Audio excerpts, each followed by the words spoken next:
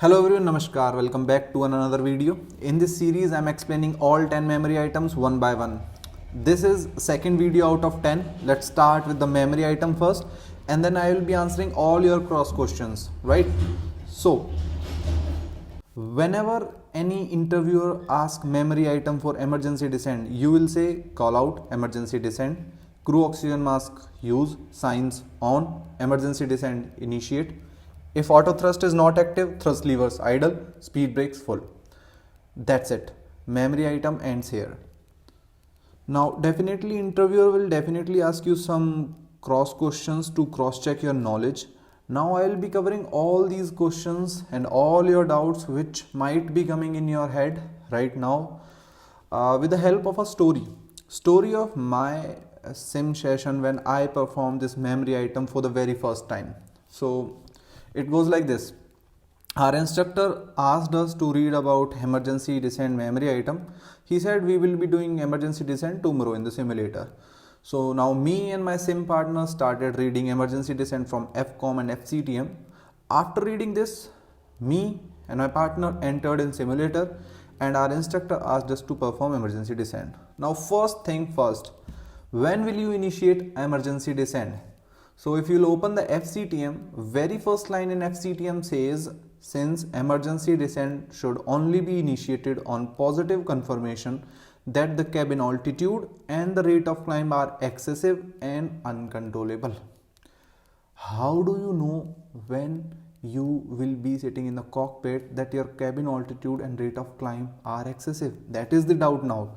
So on the cruise page, you will be having these both indications on the lower right corner, right? And with that you will be having a lower ECAM also, right, about these indications. So now you have to take some actions whenever any of the pilot notice any of these indications. He will announce emergency descent so that both of the pilot are aware that they need to do an emergency descent. Okay.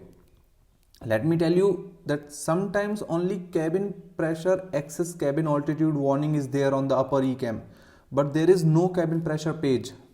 I'm talking about lower ECAM. Sometimes there is no lower ECAM. So generally cabin pressure page comes when there is changes in the cabin altitude and cabin vertical speed. But you know what FCTM says? If you are not having cabin pressure page, but you are having cabin pressure excess cabin altitude warning on the upper ECAM, please initiate an emergency descent because the sensors are different for both the upper and lower ECAM, right? Okay. After reading the first sentence in your FCTM, my first doubt was clear when to initiate an emergency descent. So now my second doubt was what to do next. The first priority is to save myself. Time of useful consciousness is very less at high altitudes. At 35,000 feet and 40,000 feet, it is just few seconds. So put your oxygen mask first. I'm assuming in this case, you are pilot flying first officer sitting on the right seat, okay? And your captain who is sitting on the left seat is pilot monitoring in this particular case, okay? So now after putting oxygen mask on, memory item says signs on. It does not ask you to establish communication, but it is obvious when you are doing oxygen mask, you are using oxygen mask, you must establish communication. Now you will ask me how to establish communication. Don't worry, I will tell you. So go to the ACP panel. There is a int red switch. Put it to intercom, and pop this knob out. Bring it at 12 o'clock or as you like. It is just a volume knob. Okay, clear. Now again I went to the memory item and my instructor was shouting at me and asking me what to do next. Memory item says signs on. Now the confusion was who will put the signs on and which signs to put on. Guys, it is pilot monitoring's duty, and he will put the seat belt signs on immediately. I remember a memory item after that says emergency descent initiate. So now I disengage the autopilot and put the side stick full nose down. That's what memory item says, emergency descent initiate. And at that moment what my instructor did, He just paused the simulator and looked at me. He opened the FCTM and reads, to initiate the emergency descent, the use of autopilot and auto thrust is highly recommended.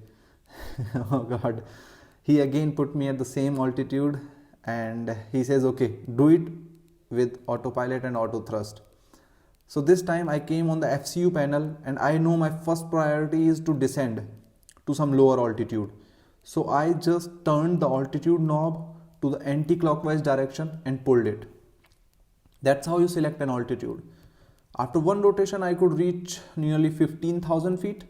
Okay, so my aircraft was going in open descent and perfect. Now after that, heading comes and then the speed. Okay, I'm giving you a scenario. So you are on a route, XYZ route, and obviously there will be so many aircrafts above and below you, right? Makes sense. These are aircrafts. There are aircrafts in the opposite directions depending on the flight level, odd or even. Basic CPL knowledge. If you will be descending on some lower altitude on your route, all the aircrafts which are below you, they will be having TCAS, TA or RA, and all the pilots will be abusing you probably. To avoid that situation, it is advised to go left or right from your route considering terrain and oxygen escape routes. For an example, this is your route. Just go 5 or 10 nautical miles sideways and then proceed further. This is how you will do the emergency descent. Okay, so I was smart. I knew this. I turned the knob to the anti-clockwise direction and pulled it. After that, it comes the speed. I was very confused with the speed. Now what to do with this speed? There was a loud bang at that moment. Guys, let me tell you, there can be two conditions. One, if there is a structural damage, and second, if there is no structural damage. Right now, I am discussing if there is a structural damage because there was a loud bang. I will tell you about the second condition in the end of the video. So, the FCTM says the flight crew should suspect structural damage in case of loud bang or high cabin vertical speed. If the flight crew suspect structural damage, set the speed Mach push button to speed to prevent increase in indicated airspeed. I will tell you the reason. So what I did, I pulled the speed knob and pressed the speed Mach push button. So the sequence is like turn, pull, pull, altitude, heading, speed. Okay. You know why I pressed the speed Mach push button? Because I remember during my CPL ground classes, there was a graph of altitude and speed.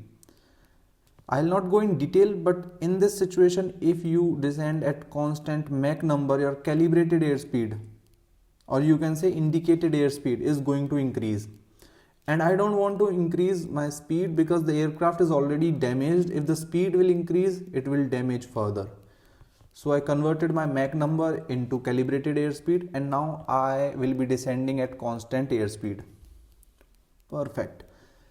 I was cruising at 0.78 Mach, roughly means 300 knots. So now I will be descending at 300 knots, constant indicated airspeed. That's what I could remember from my basic CPL knowledge.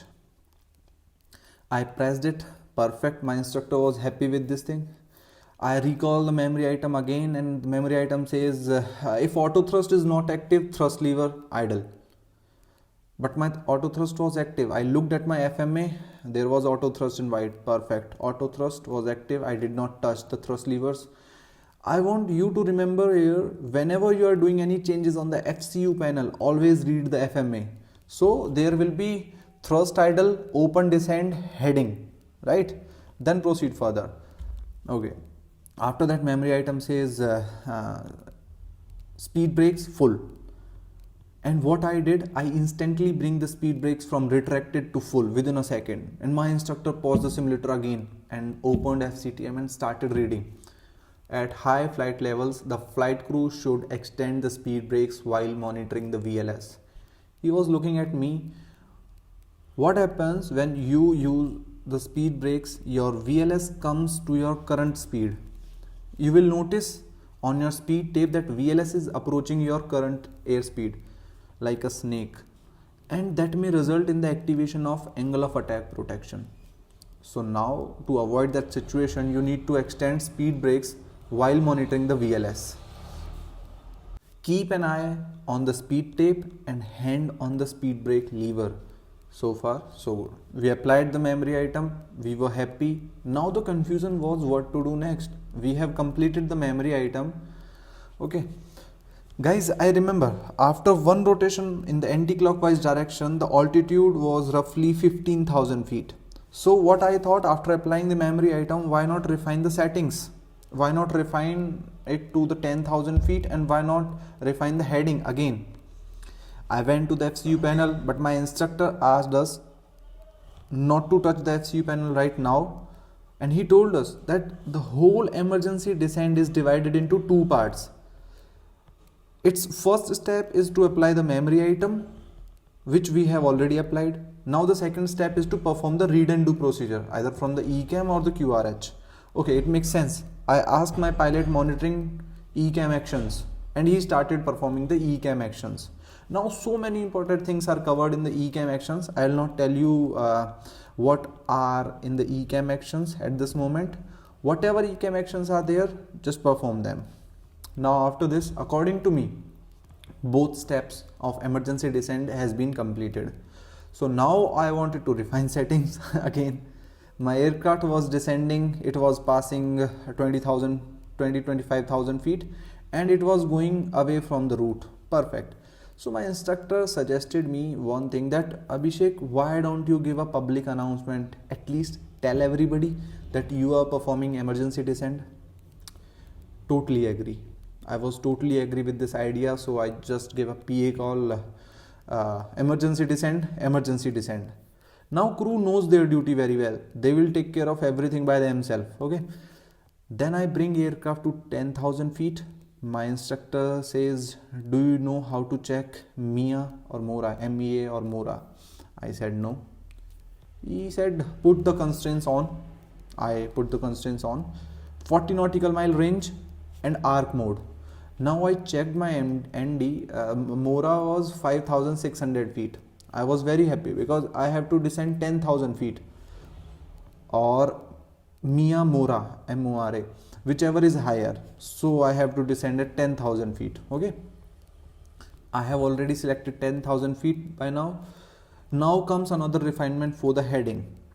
What heading you should go now? So now this is something my instructor told me. Initially, for an example, you are flying at 090. I am giving an example. Just after one rotation to the left, heading came 040 and you pulled it. Initially I am talking about. But now during refinement, if you can go exactly perpendicular to the route, right? So you can select 000 with the heading knob till 5 or 10 nautical mile left or right of your airway, and then keep going, keep descending. So I did it. Now comes the speed again. I just pulled the speed, whatever the Mach number was at that time, that was 0.78 Mach. I converted it into speed and I was just descending at maybe 300 knots at that time. Okay, now comes the second situation. I would like to discuss the second condition. Imagine there was no loud bang, or I should say there is no structural damage. So in this case, you can descend at the maximum speed you want. You can just bring your speed to the maximum, like close to the upper limit. Forget this as of now. Come back to the last scenario. I am having a structural damage. My instructor said, do you want to increase the rate of descent further? Rate of descent, remember. I said yes, why not? So he said, you want to put the landing gear down to increase your drag and rate of descent. I understood. I asked my pilot monitoring, gears down. Speed was 300 knots. On my command, pilot monitoring put the landing gear down. Nothing happened. Instructor tapped on my shoulder and says, you have eyes? If you have, you can look at the plug card over here. Plug card says landing gear extending speed is 250 knots, right? If you remember the limitation of the aircraft. These small mistakes takes place when you are in rush. You don't pay attention to these things. So I corrected myself. I bring the speed to 250 knots by rotating the speed knob. When aircraft came to 250 knots, I asked pilot monitoring to put the gears down. He put the gears down and I increased speed to 280 knots. Pay attention, not to the 300 knots, because the landing gear extended speed is 280 knots, right? So my rate of descent was nearly 6,000 feet or 7,000 feet. Perfect, very nice. We were reaching 10,000 feet altitude. Our instructor asked us that you guys want to continue with this same configuration, because speed brakes are extended, landing gears are down, and we are reaching 10,000 feet. So I retracted the speed brakes. I bring the speed to 220 knots and asked pilot monitoring to put the landing gear up. After that, I again took speed to 300 knots, because it was 300 knots initially when the structural damage took place. Okay, so now we are leveled off at 10,000 feet. Meanwhile, during descent, we did our foredeck, NITS briefing, everything. We decided to divert to another airport. We prepared the FMGC, everything. That is a different thing. I'm not going to discuss that part here. I am only discussing the procedure. Okay. Reaching 10,000 feet, I asked pilot monitoring to remove his oxygen mask and let me know if he is comfortable. This is how you perform this particular action. And after that, I removed my oxygen mask. Guys, microphone of this oxygen mask is active. I have to deactivate it now. Now you will ask me how to deactivate this microphone. See, on the oxygen panel there but a card over here. Once you have removed your mask, press to reset button. That card will go inside. It means now the microphone has reset. One more thing you can do while descent is you can put this N100% selector to N, normal. There is no fumes, no smoke in the cockpit, everything is fine. You can keep it at normal, right? This is a good airmanship. After doing this, me and my pilot monitoring was sitting quiet. We were going to our decided destination, alternate destination. Everything was looking normal. Our instructor says, guys, do you want to know what is happening in the cabin? Are you even bothered about it? You have not even told them that we have reached a safe altitude. Oh, I understood. I again gave a public announcement. Cabin crew and passengers, we have reached a safe altitude. You can remove your oxygen mask. And we gave a call to the crew also, asking them to give us cabin report and perform post decompression actions. Now everything is fine. So this is how you have to perform this memory item in real life. This is not something you will have to tell in the interview hall to the interviewer. Guys, I have made a summary of this procedure for you. I have written all the things by myself. You need to do at the different stages by pilot flying and pilot monitoring separately. If it needs any correction, please let me know in comments. I will definitely correct myself. Please share this video with those who are preparing for the interviews. I know this can be very helpful if somebody is at this stage. Guys, now this story covers all the cross questions. Pause this video, read all the questions one by one. One of them is not discussed here. Tell me in the comments. These cross questions has been experienced by me in my interviews when I used to prepare for it, or by my friends. So go through these questions. If you still have doubts, read FCOM, FCTM again. I would ask you to go to the channel, open playlist specifically over there. Check out the playlist. I have made so many playlists, like for an example, general overview of all the A320 systems. There is one playlist for all the question banks. I have explained question bank of each system. I am making video. I am still in process of doing so. But if you will go to the playlist, you will be having a fair idea what I am doing on this YouTube channel. Always check description box for the contact details, important links and some other important information. I am sure this video helped you. मेरा नाम है Abhishek Sharma, channel का नाम है flying और piece. मैं ऐसी videos बनाता रहता हूँ. Thank you very much for your time and energy. See you in the third video. Jai Hind.